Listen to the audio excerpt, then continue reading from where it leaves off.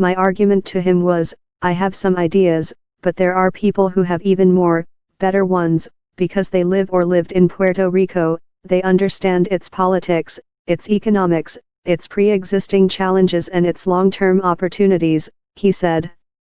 He seemed to like the idea, and said they would follow up and see what that would look like, Rubio said. The White House did not respond to a request for comment on the discussions. Trump came under fire on Thursday for a series of tweets about the island's economic problems. He said federal responders could not stay in the territory forever. Rubio said federal responders would likely be on the island longer than during a conventional disaster on the mainland, but agreed they would not be there forever. I'm not sure the timing is ideal, given the fact that they are in the midst of this challenge that continues to evolve, he said. What's the alternative? Rubio, who visited Puerto Rico on September 25 to survey hurricane damage, said he was confident the island would get the help it needs in the short term through emergency legislation. The House easily passed the bill, with the Senate expected to do so later month and send it to Trump for signing into law. Puerto Rico's economy ground to a halt in the storm. Its government is poised to run out of money for payroll and essential services at the end of October. Businesses aren't functioning, taxpayers aren't generating any sort of revenue or income to be paid to their coffers, so yeah, I think there's a big question about whether that's a loan that will ever be repaid.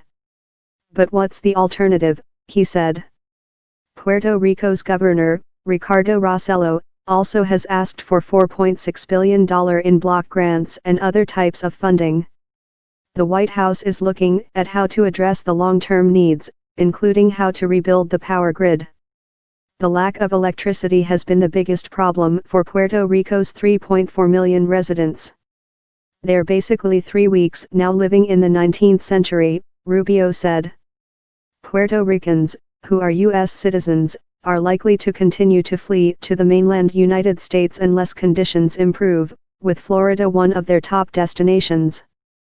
Mountains of debt, Medicaid cliff. Rubio said it is up to the oversight board charged with resolving Puerto Rico's debt crisis to determine how to address the island's debt, noting that private debt owed to investors with legal recourse cannot simply be forgiven by the federal government.